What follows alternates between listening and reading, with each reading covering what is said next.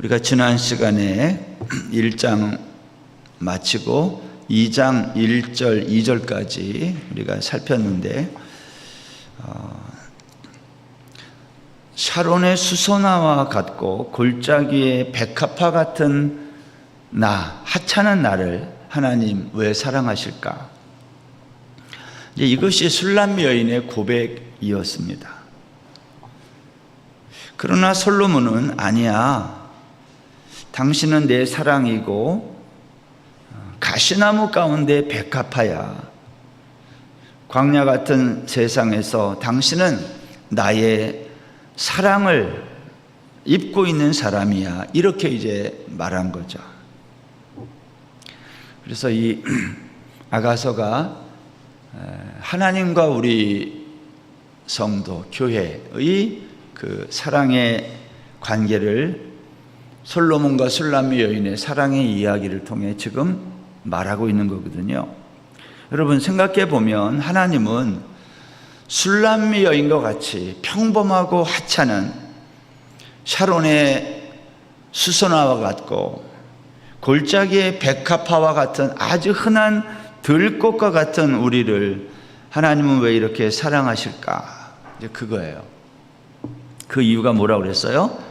지난 시간에 살핀 거지만 하나님의 사랑에는 이유가 없다. 그냥 사랑하는 거예요. 우리는 이것을 은혜라고 했습니다. 오늘 본문은요, 너는 내 사랑이야 라는 고백을 받은 여자 술람미가 이제 솔로몬 왕이 너는 내 사랑이야. 사람들은 너에게 뭐라고 말하는지 모르지만 너는 내가 정말 사랑하는 여인이야. 이러한 고백을 받은 여자 술람미가 다시 노래를 시작한 겁니다. 그게 이제 오늘 본문 3절부터 9절까지입니다. 여러분 먼저 3절 보면 남자들 중에 나의 사랑하는 자는 숲풀 가운데 사과나무 같구나. 내가 그 그늘에 앉아서 심히 기뻐하였고 그 열매는 내 입에 달았도다. 그랬죠. 5절 보세요. 너희는 건포도로 내 힘을 돕고 사과로 나를 시원하게 하라. 내가 사랑함으로 병이 생겼음이라. 여기 이 5절에 보면 이 술람미 여인은요, 자신이 상사병에 걸렸다고 고백하는 거예요. 상사병에 걸려본 적 있어요? 늘 사랑하는 그 남자에 대한 그리움, 그래서 그게 병이 될 정도로 그만큼 사랑했다는 거죠. 이제 자신의 이 사랑병, 상사병을 고치기 위해 술람미 여인은 말하는 거예요.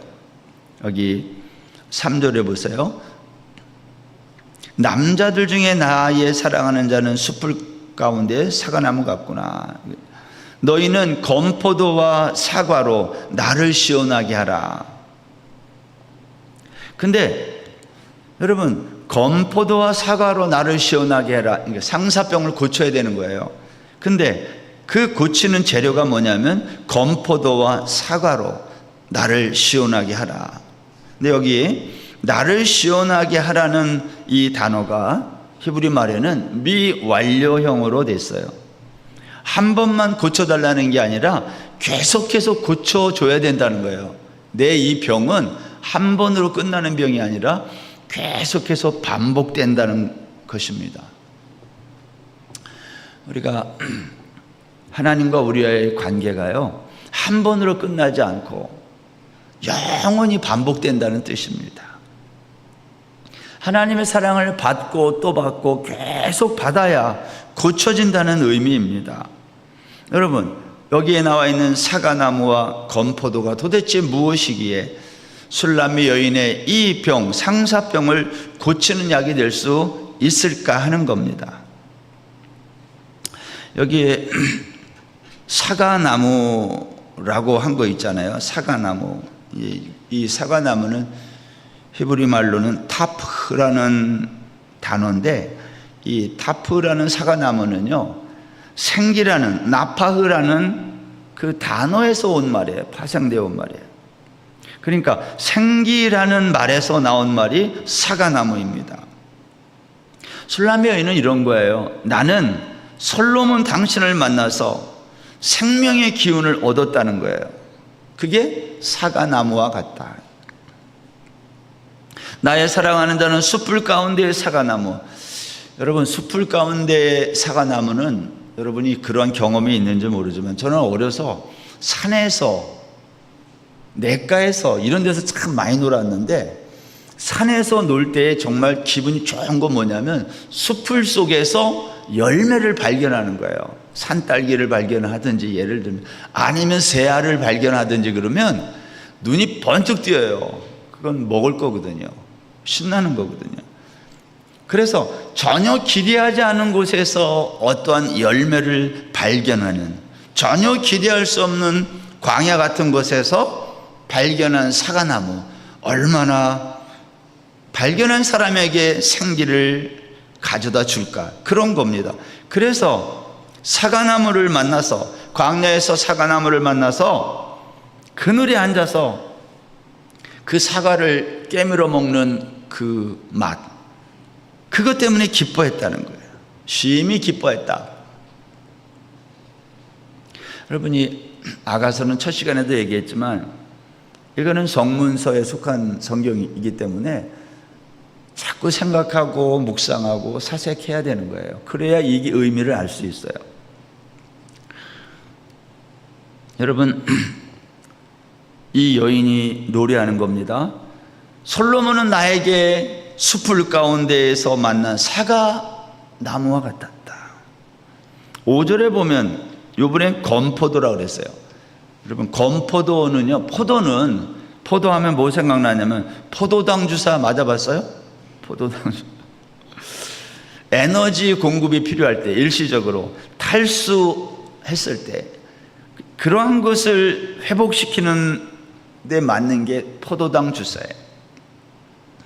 여러분, 포도당은 음식을 먹으면 소화 과정을 통해서 우리 몸이 흡수해 가지고 에너지로 사용하는 단당류에 속해요. 그래서 이런 거는 저같이 당뇨가 있는 사람들은 먹으면 안 된다는 거잖아요.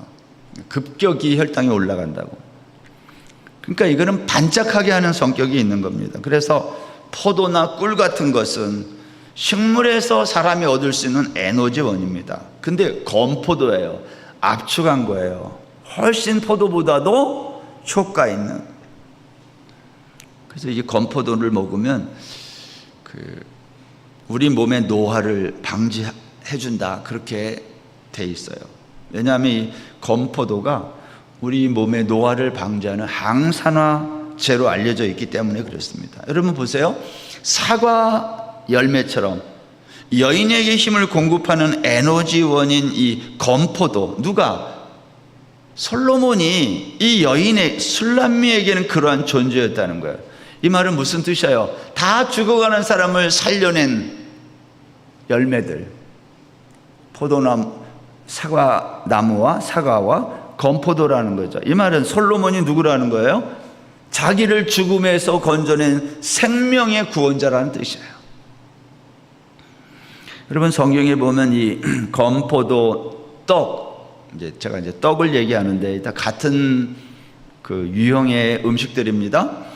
이 건포도와 떡은요, 한 사람의 생명을 위한 음식으로 자주 등장해요, 성경에서. 예를 들면 다윗이 여호와의 궤를 다윗성으로 가지고 가서 장막 안에 그것을 두고 제사를 드립니다. 다윗이 번제 화목제를 드린 다음에 모든 백성들에게 나눠준 음식이 뭐냐면 떡 한 개와 고기 한 조각, 건포도 떡 한 덩이라고 성경이 그렇게 되어 있어요. 사무엘하 6장 19절입니다. 모든 백성 곧 온 이스라엘 무리에게 남녀를 막론하고 떡 한 개와 고기 한 조각과 건포도 떡 한 덩이씩 나누어 주매 모든 백성이 각기 집으로 돌아가니라 그랬어요. 여기에 보면 다윗이 백성들에게 기뻐가지고 잔치집과 같은 분위기 속에서 나눠준 음식이 뭐였어요? 떡 한 개, 고기 한 조각, 건포도 한 덩이. 생명을 공급해주는 원천이라는 거예요, 이런 음식들이. 사무엘상 25장에 가면 아비가일이라는 여자가 남편 어리석은 자 나발, 일하는 사람에게 말하지 않고 다윗의 군사에게 급하게 음식을 만들어 대접할 때도 뭐가 들어가요? 떡과 건포도가 나와요. 사무엘상 25장 18절. 아비가일이 급히 떡 200덩이와 포도주 2 가득 부대와 잡아서 요리한 양 5마리와 볶은 곡식 5 세아와 건포도 100송이와 무화과 뭉치 200개를 가져다가 나귀들에게 싣고, 여기에도 보면 떡, 건포도, 고기가 나와요. 이건 아마도 이스라엘 백성들에게 중요한 에너지원으로 보여요, 구약에서. 여러분, 이스라엘 백성들이 광야 40년 길에서 만나와 메추라기를 먹고 살았다 는 것을 생각해 보면 만나가 뭐예요? 이거 떡인 거거든요. 떡. 우리에게 에너지를 공급해 주는 거. 메추라기, 이것도 에너지원이에요. 고기니까.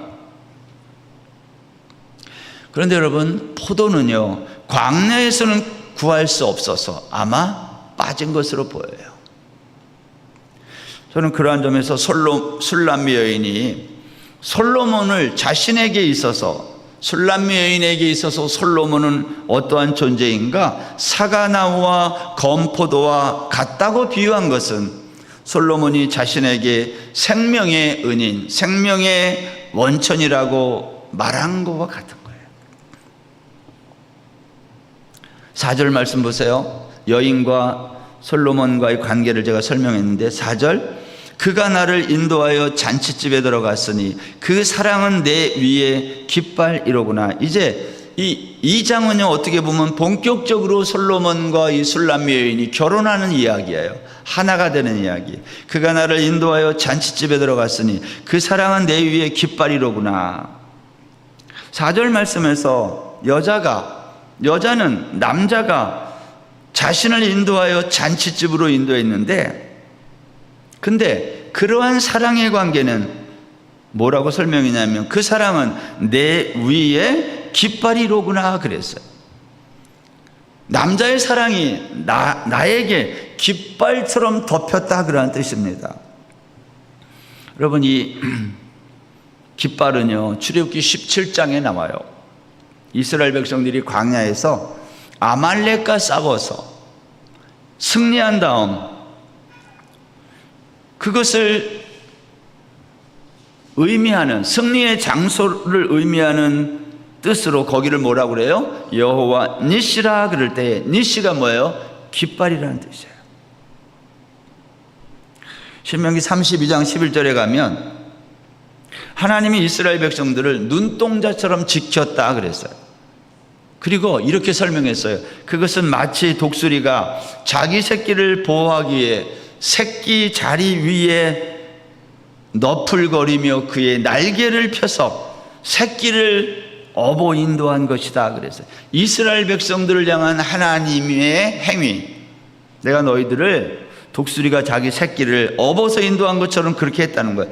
이때에 독수리가 새끼를 자기의 날개를 펴서 덮고 또 자기 날개 위에 업어서 인도했다 그럴 때, 여기 독수리가 새끼를 자기의 날개로 업기도 하고 덮기도 했다는 것, 이게 무엇을 설명하는 겁니까? 성경에서 하나님이 우리를 어떻게 구원했는지를 설명하는 표현들에 덮었다, 업었다.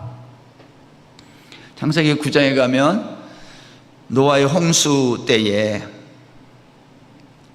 노아의 홍수를 요약하는 한 단어가 있다고 제가 창세기 9장에서 설명한 적이 있어요. 그건 노아가 이제 홍수가 끝난 다음에 다시 포도 농사를 짓고 그 포도를 얼마나 먹었는지 그 포도즙에 취해가지고 벌거벗고 잘 때에 노아의 벗은 몸을 그의 아들 함이 와가지고 셈과 야벳에게 얘기하잖아요. 우리 아버지가 지금 술 먹고 지금 저렇게 옷 벗고 저기 자고 있다고 조롱한 거거든요.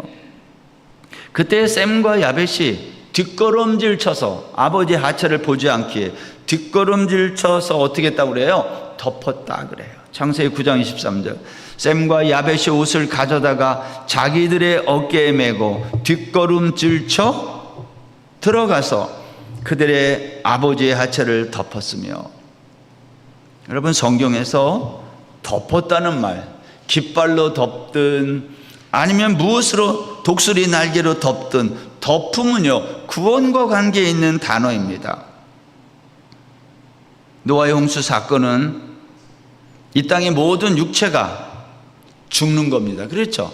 다 수장당해서 죽는 거예요. 근데 하나님이 모든 육체 가운데 노아의 8식구 몇 명을 방주 안으로 들어가게 해서 살린 거예요. 그러니까 누구는 홍수 때문에 심판받아 죽고, 누구는 홍수 가운데서도 방주 안에 들어가 살게 된 겁니다.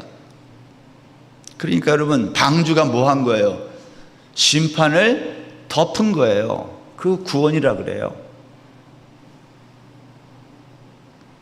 성경은 그것을 또 은혜라고도 설명하는 거예요. 노아의 가족들은 모두 방주 안에 들어가, 방주가 심판의 비를 덮어 막아서 살은 겁니다. 방주가 노아의 가족들을 덮었다 그럴 때에 시편 32편 1절에 가보면 허물의 사함을 받은 자는 복이 있다 그럴 때, 거기에 허물의 사함을 받고 죄가 가려진 자가 복이 있다 그럴 때에 덮고 가리는 이야기가 나와요. 이게 다 같은 말이에요. 덮는 얘기가.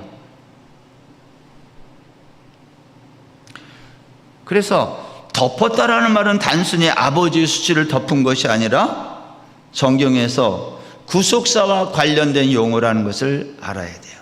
여러분, 창세기 3장에도 보면 범죄한 아담과 하와가 두려워할 때에 하나님이 그들에게 뭘 입혀줘요? 가죽옷을 지어 입혀준 겁니다. 이것도 결국은 어떻게 한 거예요? 덮은 거예요.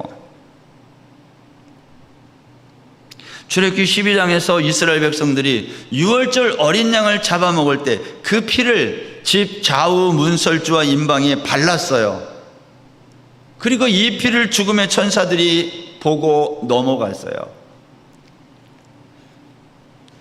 어린 양의 그 피가, 어린 양이 죽어서 흘린 그 피가 그 집을 덮어서 그 집안의 사람들을 살렸다, 그 뜻이에요. 제가 지금 구속사에 관한 성경에 나와 있는 대표적인 예들을 들었는데 이게 전부 무엇과 관계 있어요? 깃발과 관계 있고 덮음과 관계 있는 거예요.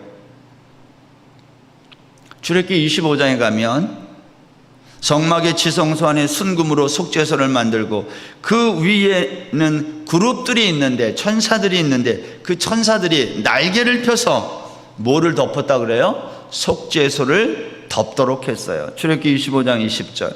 그룹들은 그 날개를 높이 펴서 그 날개로 속죄소를 덮으며. 속죄소는 언약궤의 율법을, 언약궤 안에는 뭐가 들어있어요? 율법 있잖아요. 그래서 그 율법의 정죄로부터 우리의 죄를 가리는 거예요. 그래서 그 위에다가 짐승의 피를 쏟아 붓는 거 아닙니까? 그래서 율법이 우리를 정죄하지 못하도록 덮어서 막는 거예요. 레위기 16장에 가면 1년에 한 번 있는 대속죄일이 되면 그때 지켜야 될 규례가 이렇게 기록됐어요. 레위기 16장 12절 보세요. 향로를 가져다가 여호와 앞 제단 위에서 피운 불을 그것에 채우고 또 곱게 간 향기로운 향을 두 손에 채워가지고 휘장 안에 들어가서 여호와 앞에서 분향하여 향년으로 증거궤 위 속죄소를 가리게 할지니. 향연으로 속죄소를 가리는 거예요. 그 위를 못 보게. 그리하면 그가 죽지 아니할 것이며 그는 또 숫송아지의 피를 가져다가 손가락으로 속죄소 동쪽에 뿌리고 또 손가락으로 그 피를 속죄소 앞에 7번 뿌릴 것이며 또 백성을 위한 속죄제 염소를 잡아 그 피를 가지고 휘장 안에 들어가서 그 숫송아지 피로 행한 같이 그 피로 행하여 속죄소 위와 속죄소 앞에 뿌릴지니라. 아론이 속죄 제사를 위해서 불을 피운 향로와 곱게 간 향기로운 향을 두 손에 가득 채워가지고 휘장 안에 들어가서 지성소에 들어가 분향을 하는 거예요. 그 안에서. 그러면 그 안에 향으로 가득 차는 거예요. 그러면 언약궤 위와 속죄소를 다 가려서 제사장의 허물을 보지 못하도록 해서 제사장이 죽지 않게 만드는 거예요. 그 다음에는 숫송아지를 잡아가지고 그 피를 속죄소 동쪽에 뿌리고 앞에 7번 뿌립니다. 그 다음에는 백성을 위해서 염소를 잡아 그 피를 숫송아지 피로 행한 것처럼 성경에 있는 그대로예요. 속죄소 위와 앞에다 뿌렸다. 분향단의 향연으로 그 연기로 덮어서 죽음을 면하고 피를 뿌려서 우리의 죄를 못 보게 막아서 다 죽음을 면하는 것과 관계 있는 거예요. 여러분, 제사장들 백성들을 정결하게 할 때 가장 중요한 게 뭐예요? 그들의 부정함을 덮는 거예요. 죄를 덮는 거예요. 향연으로 덮고 짐승의 피로 덮는 겁니다.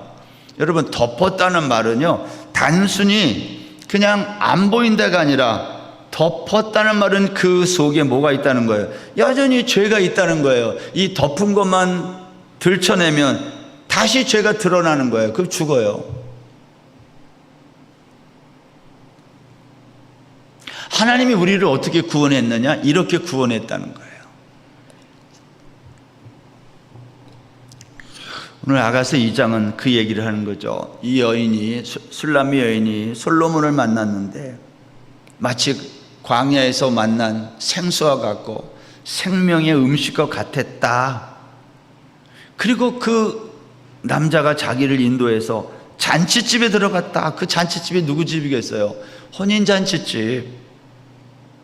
지금 결혼식을 하는 거거든요. 그리고 내 위에 깃발이 펄럭였다. 이 말은 그 깃발로 나를 덮었다. 왜 덮어야 돼요? 덮지 않으면 죽거든요. 룻기에도 똑같은 얘기가 나와요. 제가 다 설명을 하지 않지만 보아스가 룻에 덮잖아요. 이불로 덮는 거예요. 성경에서 덮는 것은 전부 우리를 허물로부터 죄로부터 그게 드러나지 않도록 덮어 살리겠다는 의미가 있다는 겁니다. 6절 보세요. 오늘 보면 6절에 보면 자, 집으로 잔치집에 들어와서 그 깃발로 덮고 그 다음 그가 왼팔로 내 머리를 고이고 오른팔로 나를 안는구나. 왼팔로 머리를 고이고 오른팔로 안으면 이거는 어떠한 그림이냐면 솔로몬이 술람미 여인을 포개는 거예요. 왼팔로 안고 왼팔로 이렇게 베개하고 오른팔로 덮으면 이거는 술람미 여인을 솔로몬이 포개는 거예요. 안는 거예요. 이건 뭐 설명하는 거죠? 우리의 구원의 모습을 설명하는데 구원이 뭐냐? 하나님이 우리를 당신의 몸으로 이렇게 포개는 거예요. 연합하는 거예요. 그래서 우리를 지켜 보호하는 거예요. 근데 술람미 여인이 7절에서 예루살렘의 딸들에게 이런 부탁을 해요. 7절 보세요. 예루살렘 딸들아, 내가 노루와 들사슴을 두고 너희에게 부탁한다. 내 사랑이 원하기 전에는 흔들지 말고 깨우지 말지니라. 예루살렘의 딸들아, 술람미 여인과 반대편에 있는 여인들, 이걸 오늘날로 말하면 이방인들, 하나님의 구원은 이방이 아니라 유대인들, 이 술람미 여인은 이방인이고, 로마서에 보면 하나님이 우리를 어떻게 구원해요? 이방인들을 구원해서 유대인들로 시기나게 했다 그래요. 이 말은 하나님은 유대인, 이방인 가리지 않고 다 구원하신다 그런 뜻이에요. 여기 예루살렘의 딸들은 이복 오빠들과 같이 술람미 여인을 핍박했던 자들이라고 했습니다. 근데 술람미 여인이 이들에게 뭘 부탁해요? 노루와 들사슴을 두고 부탁하기를 내 사랑이 원하기 전에는 나를 흔들어 깨우지 말라는 겁니다. 이제 여기가 조금 어려워요. 왜 노루와 들사슴을 두고 맹세할까? 이 말의 의미가 뭘까? 이 아가서에 관계된 책이 그렇게 많지 않아서 저도 참 설교를 준비할 때 약간의 어려움이 있어요. 그리고 제가 생각한 거랑 많이 있지만 여기서도 이 노루와 들사슴을 두고 맹세한다는 이 말의 의미가 뭘까 하는 겁니다. 여러분 9절 보세요.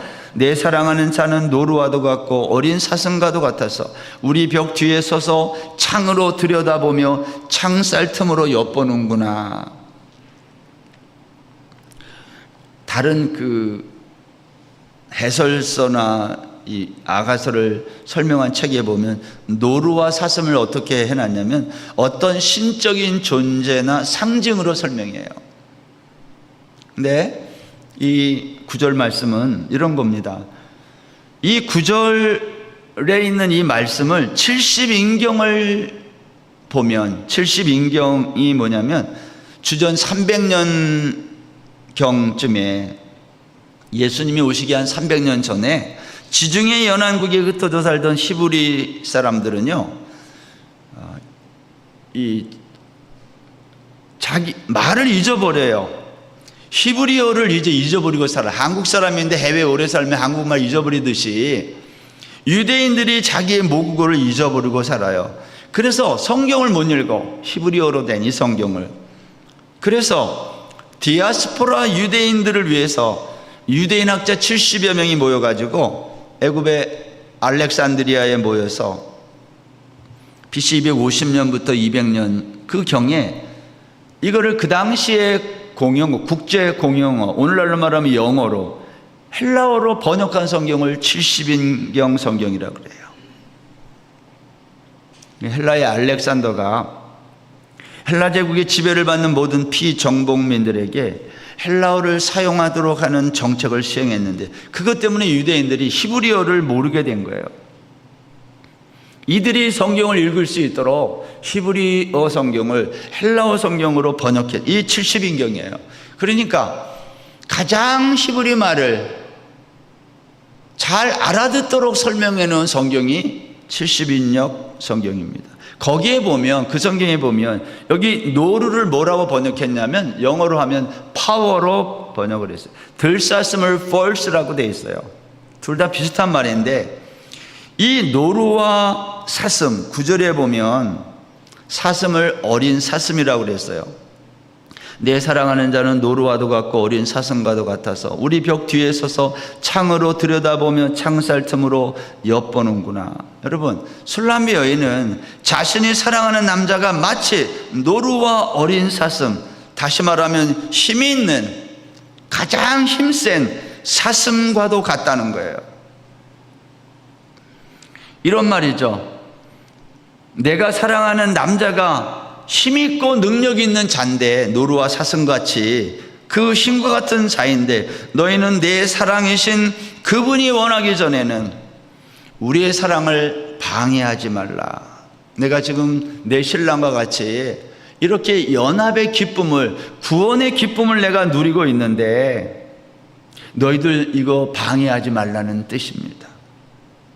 이해하셨어요?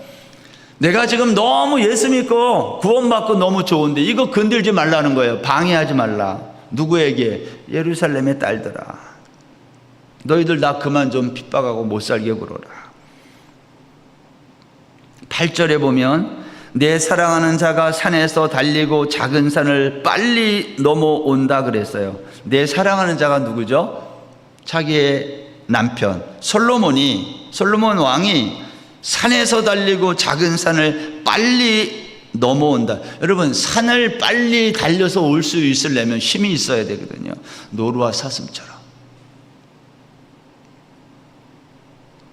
내 사랑하는 남편이 산과 작은 산들을 넘어온다는 것은, 산과 작은 산이란 말은 방해물과 같은 거예요. 우리의 사랑을 방해하는 산들과 작은 산들, 이 장애물을 지금 넘어오고 있다는 거야. 아주 힘있게. 그리고 10절에서 말해요. 나의 사랑 내 어여쁜 자야, 일어나서 함께 가자. 술람 여인을 사랑하는 솔로몬이 힘있는 모습으로 장애물들을 다 해치고 힘있게 와서 사랑하는 어여쁜 자야 일어나 함께 가자. 이거 어디서 많이 나온 말이죠.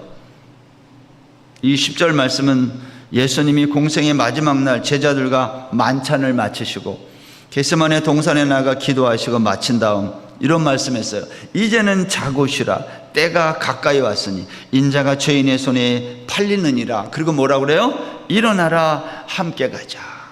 나를 파는 자가 가까이 왔다. 이 말씀이랑 많이 생각나는 말씀. 내 어여쁜 자에 일어나서 나와 함께 가자라는 이 말은 신약 성경에 오면 예수님의 말씀으로 바꾸면 너 나랑 같이 십자가에 가서 죽자. 이 말은 너와 내가 하나 되어 내가 너를 위해 예비한 저 영원한 천국으로 가자는 그런 말이에요. 그걸 가려니까 십자가를 통과해야 되는 거고. 이거 전부 뭘 설명하는 거죠? 우리의 구원이 어떻게 이루어졌는지를 설명하고 있는 노래입니다. 10절부터 다시 이어지는 남자의 노래는요, 남자와 여자 이 두 사람의 마지막 행선지를 향하는 노래처럼 들려요. 그래서 11절에 보면 이렇게 노래해요. 겨울도 지나고 비도 그쳤다. 겨울, 여러분 겨울에 비 맞아 봤어요? 참 고통스러운 거.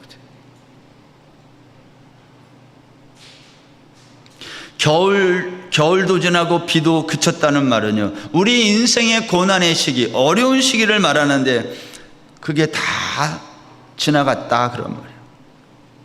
여러분, 우리가 살고 있는 이 세상은 정말 예측할 수 없는 일들로 가득해요. 제가 지난주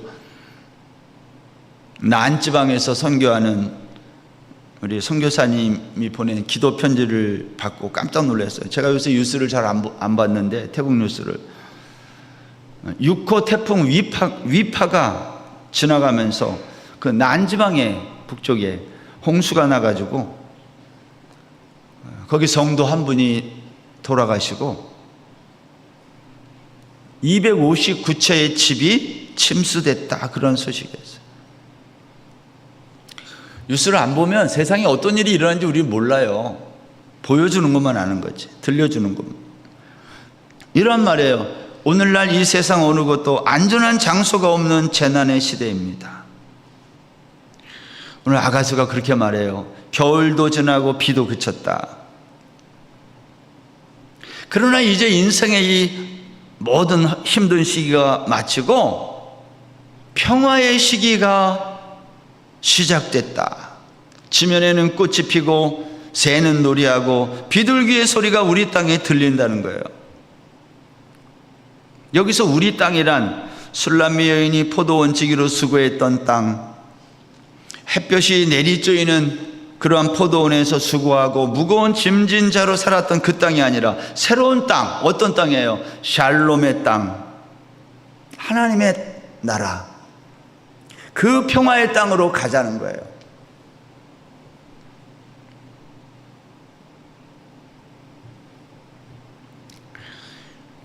(14절) 말씀입니다. 바위 틈 낭떠러지 은밀한 곳에 있는 나의 비둘기야, 내가 내 얼굴을 보게 하라. 내 소리를 듣게 하라. 내 소리는 부드럽고 내 얼굴은 아름답구나. 세상에 아무리 어렵고 힘들고 어려워도 나의 사랑 비둘기는 바위 틈 낭떠러지 은밀한 곳에 거처를 두고 안전하게 지낸다 그런 말이에요. 이건 마치 사탄이 우는 사자처럼 두루다니며 삼킬 자를 찾고 있을 때 하나님은 바위 틈과 같은 안전한 장소에 저와 여러분을 보호하신다. 여러분, 삶이 전쟁터와 같이 치열할 때 우리가 할 수 있는 일이 거의 없을 때가 많아요. 그런데 그런 위기의 순간을 우리가 어떻게 지나오고 있어요? 지금까지? 우리가 헤쳐오는 겁니까? 그렇지 않아요. 여러분 가만히 생각해 보세요. 지나온 여러분의 인생길에서 어려운 위기가 왔을 때 여러분이 그걸 잘 헤쳐왔나요? 여러분의 지혜로? 여러분의 능력으로? 천만의 말씀이에요. 지나오고 보니까 그 어려운 일들을 내가 어떻게 잘 헤치고 여기까지 왔지? 즉 그 얘기하는 거예요. 하나님은 인생의 위기 때마다 우리를 바위 틈, 은밀한 곳에 우리를 안전하게 지키신다는 거예요. 그 바위 틈, 은밀한 곳이 때로는 병상일 수도 있고요. 때로는 그것이 감옥일 수도 있어요. 때로는 그것이 길거리일 수도 있고.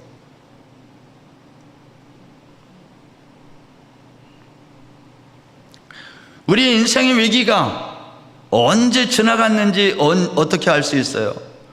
하나님이 우리를 부르시는 음성을 들을 때입니다. 나의 비둘기야 내 얼굴을 보게 하라. 내 소리를 듣게 하라. 그 음성이 들릴 때, 사랑하는 사람이 나를 부를 때.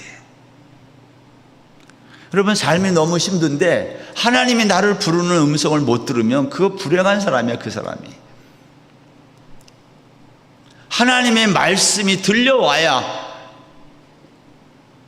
그 사람이 행복한 사람이에요. 나를 사랑하는 사람이 나를 부를 때, 나를 사랑하시는 하나님이 나를 부르시는 음성, 그때 우리는 알 수 있어요. 아, 이 위기가 지나갔구나. 그렇다면 여러분, 하나님이 왜 우리를 부르실까요? 15절 말씀 보세요.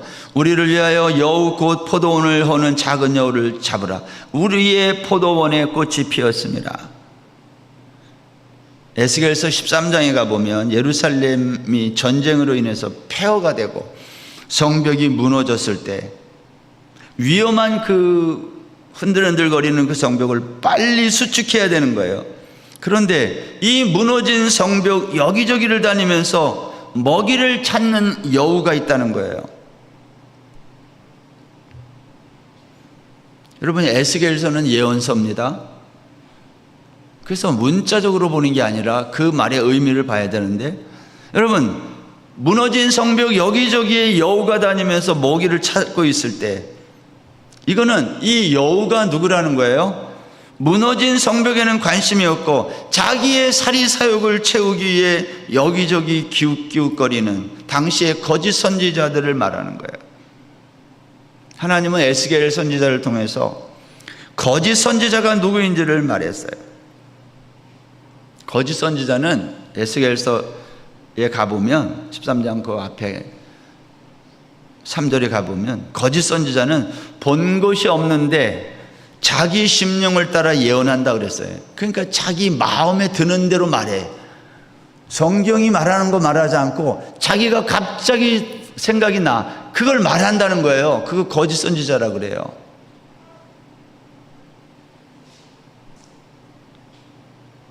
본 것도 없어요. 이 말은 하나님과 만난 적이 없어요. 하나님의 말씀을 들은 적도 없고 자기 말을 하는 거예요. 이걸 거짓 선지자라 그래요.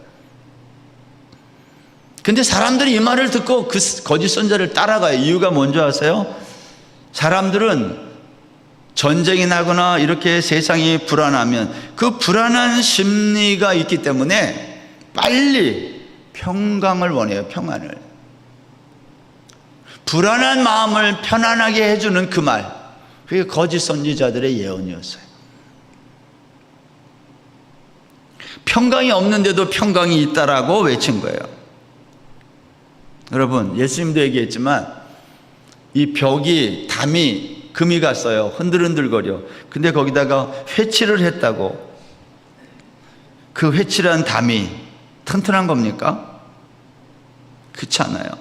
하나님은 그 회칠한 무덤, 회칠한 담을 무너뜨리겠다고 말씀한 거예요. 오늘 여기 아가서에서 그 말을 하는 거죠.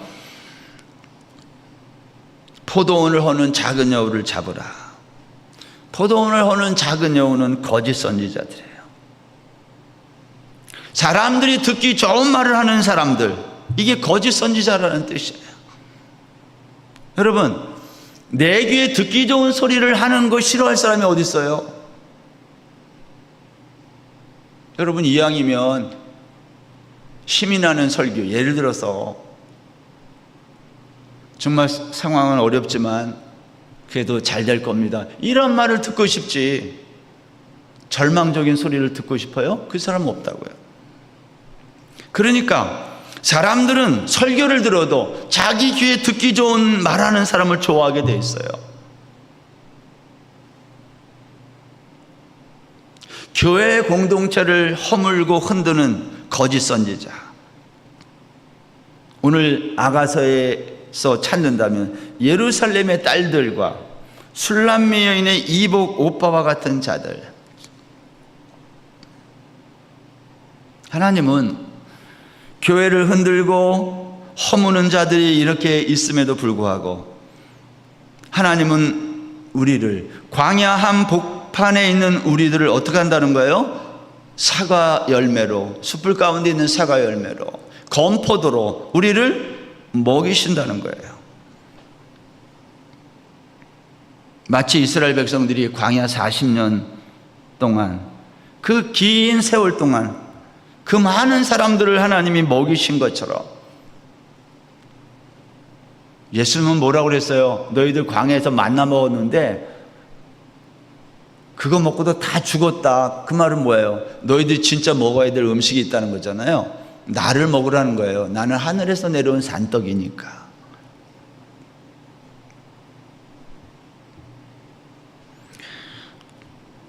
이 광야길의 마지막 끝은 뭐예요? 이 광야길의 마지막은 뭐가 있다는 거예요? 그 끝은 구원과 심판이 동시에 있는 거예요. 그걸 17절에서 이렇게 설명했어요. 내 사랑하는 자야, 날이 저물고 그림자가 사라지기 전에 돌아와서 베데르산의 노루와 어린 사슴 같을지라. 여기 날이 저물었다는 말은 역사의 종말이 다가왔다, 심판의 날을 의미하는 거예요. 여기 베데르산이라고 되어 있는데 베데르라는 산은 없어요. 이 베데르라는 말은요, 둘로 쪼갠다는 히브리 말이에요. 창세기 15장에 나오잖아요. 하나님이 아브라함과 언약을 맺을 때 짐승을 반으로 쪼갠다 할 때에 그 언약, 따라서 이 베데르산은 언약의 산이에요. 이 언약을 지키면 살지만 안 지키면 죽는다. 술람미 여인이 지금 솔로몬에게 말합니다. 내 사랑하는 자야, 심판의 날이 오면 언약의 산에서 노루와 어린 사슴과 같이 힘 있는 심판자가 되어 작은 여우 같은 거짓 선지자들을 심판하라는 거예요. 여러분, 우리 인생의 모든 그 결과는 언제 드러나냐면 역사의 과정에서 드러나는 게 아닙니다. 그게 사람들이 다 속아요. 마지막 날, 역사의 종말, 그날 다 드러나게 될 거예요. 그러니까 속으면 안 돼요. 뭘? 거짓 선지자들의 가문이 설거 같은 거, 눈에 보이는 것으로 우리를 속이는 거짓 선지자들, 기적을 베풀거나 하늘에서 불이 내리게 한다든지,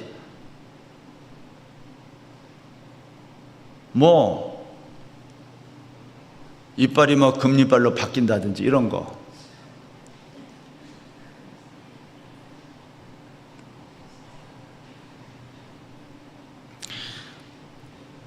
여러분, 오늘날 하나님과 하나 되어 연합해서 솔로몬과 술람미 여인이 연합되어 하는 것처럼 이거 구원이거든요.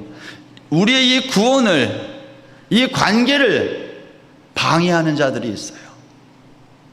지금 술람미 여인이 그걸 말하는 거예요. 당신과 나의 그러한 구원이 방해받지 못하도록 해달라는 거예요. 만일 우리의 이 구원을 방해하는 자들이 있다면 심판의 날 하나님이 그들을 심판하게 될 거라는 거예요. 그것이 오늘 이 아가서 2장의 얘기입니다. 아가서 2장은 솔로몬과 술람미 여인의 한몸된 결혼 이야기, 사랑의 이야기처럼 보이지만 이것은 구원의 이야기고 하나님 우리를 어떻게 구원할 것인지를 설명하는 놀라운 구속사예요. 이 한 주간도 하나님과 나 사이의 이 사랑의 관계, 이거를 방해하는 자들 하나님 방해하지 못하도록 나를 지켜주시고 보호해달라고 우리가 하나님께 기도하며 이 한 주간도 하나님의 놀라운 은혜를 경험하는 저와 여러분 다 되시기를 주의 이름으로 축원합니다.